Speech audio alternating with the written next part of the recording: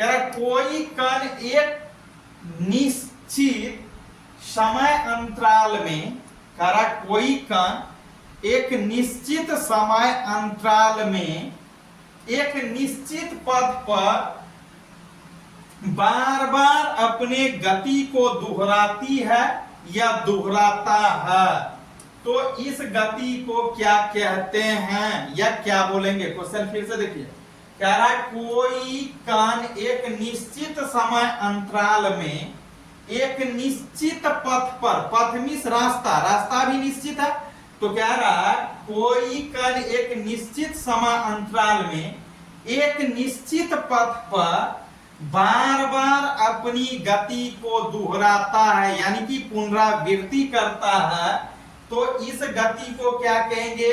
आवर्त गति या आवृत्ति गति भी इसी को बोलते हैं, याद रखना। चलिए आगे देखिए।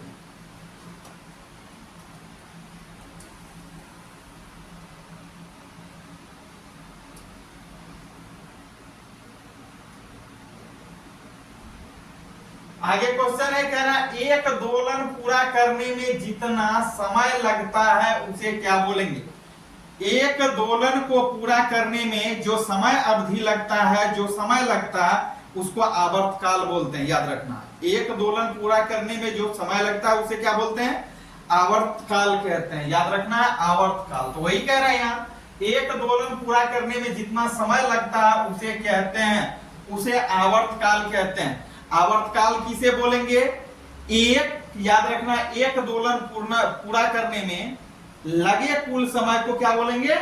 आवर्तकाल बोलेंगे। आगे देखिए, कहता दोलन करने वाली वस्तु एक सेकेंड में जितना कंपन करती है उसे क्या कहते हैं? दोलन करने वाली वस्तु एक सेकेंड में जितना कंपन करती है उसे उस वस्तु का आवृत्ति कहते हैं, फ्रीक्वेंसी जिसको हम इंग्लिश में बोलते हैं। चलिए आगे देखिए।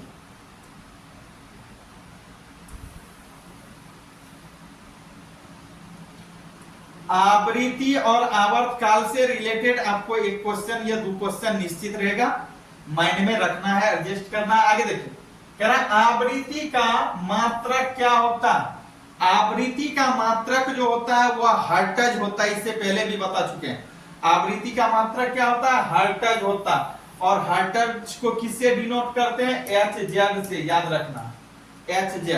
आगे देखिए, कह रहा है सरल आवर्त गति करने वाला कण, सरल आवर्त गति करने वाला कण जब मध्य स्थित से गुजरता है तो त्वरण शून्य एवं वेग अधिकतम होता है तथा स्थितिज ऊर्जा शून्य एवं गतिज ऊर्जा अधिकतम हो जाता है, याद रखना ये भी। चलिए आगे देखिए क्या रहा है, फिर से एक बार देखिए। कहता है सरल आवृत्ति गति करने वाला कण, कोई कण है अगर वह सरल आवृत्ति करने वाला कण है, कह रहा जब मध्य स्थित से गुजरता है, मध्य मीन्स क्या? बीच, मध्य स्थित से गुजरता है तो त्वरण शून्य एवं वेग अधिकतम होता है, याद रखना ये चीज। तथा स्थितिज ऊर्जा उस समय क्या हो जाती है?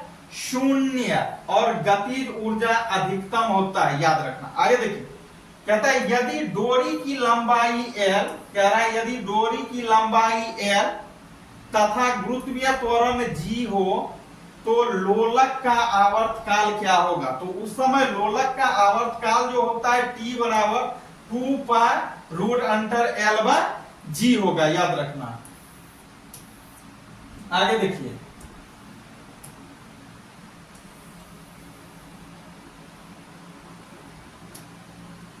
आगे क्वेश्चन है लोलक की लंबाई बढ़ने पर आवर्तकाल क्या होगा?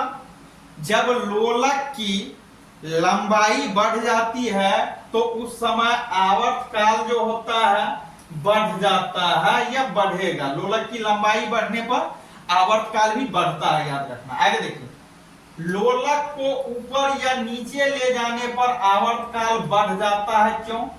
जब हम लोलक को ऊपर ले जाते हैं या उसको नीचे लाते हैं तो उस समय क्या रहा है? आवर्तकाल बढ़ जाता है। इसका क्या कारण है? इसका यही कारण है कि गुरुत्वीय त्वरण कम होने के कारण ऐसा होता है, याद रखना है गुरुत्वीय त्वरण कम होने के कारण। आगे देखिए, कह रहा है द्रव्यमान बढ़ने पर, जब द्रव्यमान बढ़ता है तब आवर्त काल पर क्या प्रभाव पड़ता है। जब द्रव्यमान बढ़ता है तो उस समय आवर्त काल पे जो प्रभाव पड़ता है वह अपरिवर्तित होता है, अपरिवर्तित रहता है। आगे देखिए, कह रहा है चंद्रमा पर लोलक घड़ी को ले जाने पर उसका आवर्त काल, कह रहा जब हम चंद्रमा पे लोलक को ले जाते हैं, यह कह रहा जब चंद्रमा पर लोलक घड़ी को ले जाते हैं या ले जाने पर उसका आवर्त काल, याद रखना है, बढ़ जाएगा। आवर्त काल क्या होता है, बढ़ता है उस समय। आगे देखिए, कहता है तरंग कितने प्रकार के होते हैं, तो याद रखना है तरंग दो प्रकार के होते हैं, एक होता है यांत्रिक तरंग, एक होता है अयांत्रिक तरंग। तो याद रखना है तरंग अगर पूछेगा तरंग के प्रकार, तो तरंग दो प्रकार के होते हैं। कौन कौन प्रकार होते हैं, यांत्रिक, यांत्रिक, और दूसरा क्या होता है अयांत्रिक। याद रखना दूसरा होता है, पहला ये, दूसरा अयांत्रिक, अयांत्रिक। चलिए आगे देखिए, तो तरंग कितने प्रकार के होते हैं, दो प्रकार के होते हैं, याद रखना तरंग के दो प्रकार। कौन कौन प्रकार, यांत्रिक और अयांत्रिक। चलिए आगे, कह रहा वैसी तरंग जो, वैसी होता है यहां, वैसी तरंग जो किसी पार्थिक माध्यम, जैसे ठोस हो गया, पार्थिक माध्यम क्या होता है, याद रखना है, जैसे ठोस हो गया, द्रव हो गया, गैस हो गया, में संचरित क्या होता है और क्या कहलाता है, तो प्रत्यास्थ तरंग होता है। याद रखना है प्रत्यास्थ, प्रत्यास्थ तरंग या यांत्रिक तरंग। आगे देखिए, कह रहा है यांत्रिक तरंग को कितने भागों में विभाजित किया गया है। यांत्रिक तरंग को भी याद रखना है दो भाग में विभाजित किया गया। कौन कौन, अनुदैर्घ्य तरंग, पहला अनुदैर्घ्य तरंग और दूसरा अनुप्रस्थ तरंग में बांटा गया। चलिए आगे, कह रहा ध्वनि कैसी तरंग है, तो ध्वनि जो है वह किस प्रकार की तरंग है, याद रखना है अनुदैर्घ्य तरंग है। ध्वनि कौन सा तरंग है, अनुदैर्घ्य तरंग है। चलिए आगे देखिए,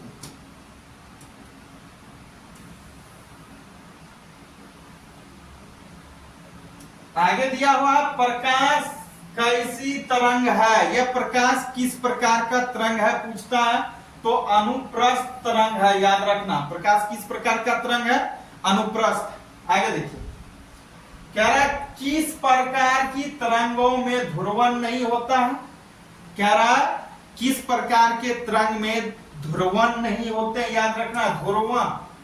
तो आपको याद रखना है अनुदैर्घ्य तरंग जो होता है उसमें ध्रुवण नहीं होता है, याद रखना अनुदैर्घ्य होगा करेक्ट आंसर। आगे देखिए,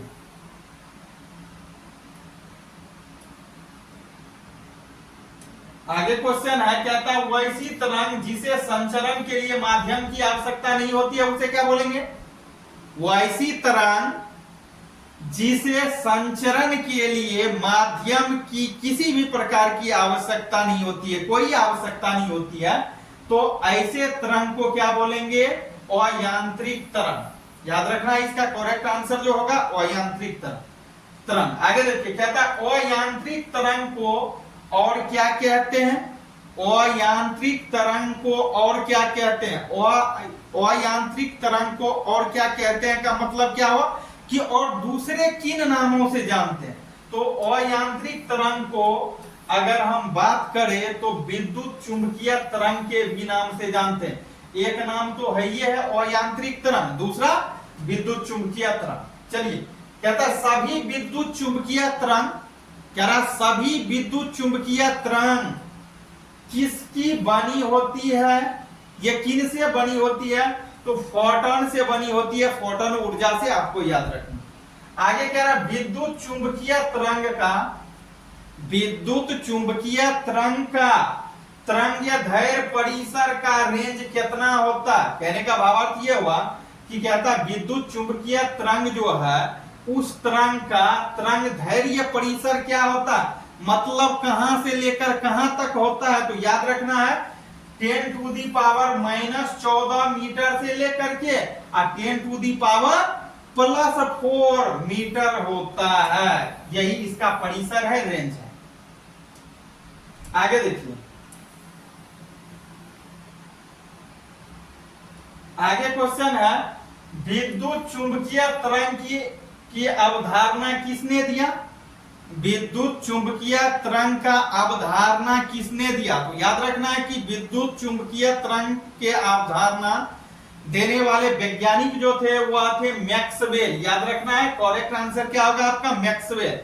आगे देखिए, कह रहा है विद्युत चुंबकीय तरंग कैसी होती है। यह विद्युत चुंबकीय तरंग किस प्रकार की होती है, ये याद रखना है। तो क्या होती है, अनुप्रस्थ। याद रखना है विद्युत चुंबकीय तरंग कैसी होती है, अनुप्रस्थ होती है। आगे देखिए, कहता है किसी कारक द्वारा उत्पन्न विक्षोभ के आगे बढ़ने की प्रक्रिया को क्या कहेंगे, तरंग गति कहेंगे। याद रखना है तरंग गति होता है। चलिए आगे देखिए, कहता है कौन सी तरंगे विद्युत चुंबकीय नहीं है। कह रहा है कौन सी तरंग ऐसी है जो विद्युत चुंबकीय नहीं है। तो कैथोड किरणें विद्युत चुंबकीय नहीं है, केनाल किरणें जो होता है ये विद्युत चुंबकीय तरंग नहीं है, अल्फा किरणें जो होता है यह विद्युत चुंबकीय तरंगे नहीं है। चलिए आगे देखिए, और कौन सा, बीटा किरणें, बी किरणें ऐसे है, इसको बीटा पढ़ा जाता है। बीटा किरणें भी चुंबकीय तरंग नहीं है, ध्वनि किरणें है ये भी चुंबकीय तरंग नहीं है, तथा प्राश्रव्य तरंगे जो है ये भी विद्युत ध्वनि तरंग नहीं है। याद रखना है। तो कहता है कौन सी तरंगे विद्युत चुंबकीय नहीं है। चलिए आगे देखिए,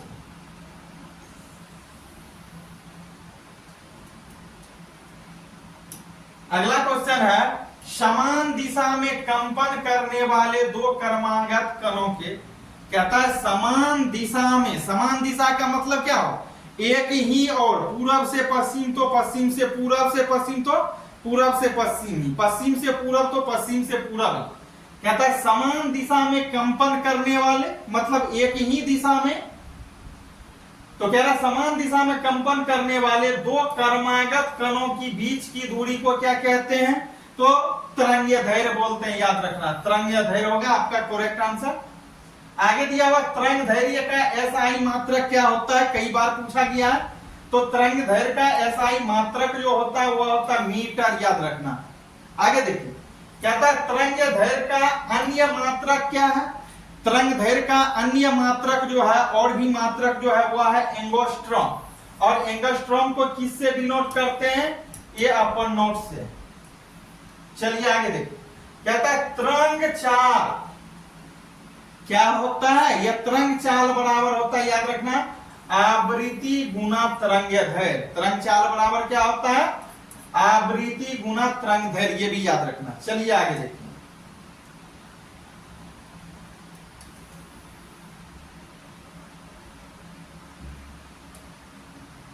आगे के क्वेश्चन है कौन सी तरंग संपीड़न एवं विरल बनाता। कहता है वह कौन सी तरंग है जो संपीड़न एवं विरल बनाता है। तो अनुदैर्घ्य तरंग जो होता है वह संपीड़न और विरलन बनाता है, विरलन। आगे देखिए, कहता है कौन सा तरंग ठोस एवं द्रव माध्यम में उत्पन्न होता है। वह कौन सा ठोस है जो आपका किस माध्यम में, ठोस माध्यम में भी और द्रव्य माध्यम में भी क्या होता है, उत्पन्न होता है। तो अनुप्रस्थ तरंग जो होता है ठोस माध्यम में भी उत्पन्न होते हैं और द्रव माध्यम में भी, याद रखना। आगे चलिए,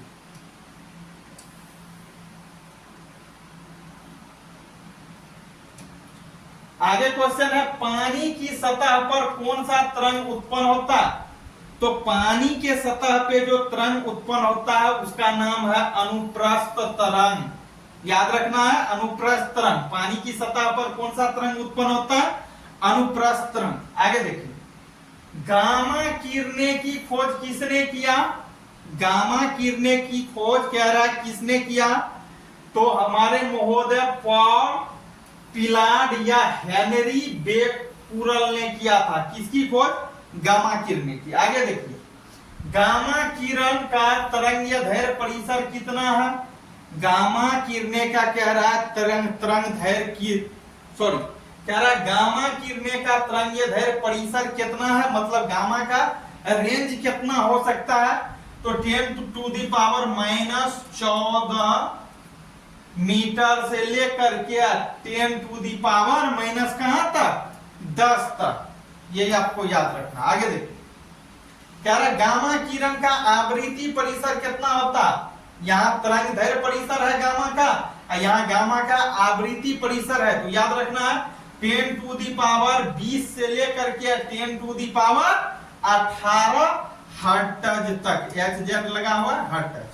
आगे देखिए, कह रहा नाभिकीय अभिक्रिया तथा कृत्रिम, कह रहा नाभिकीय अभिक्रिया एवं कृत्रिम रेडियोधर्मिता में किस किरण का प्रयोग होता है, तो याद रखना है गामा किरण का। आगे चलिए देखिए,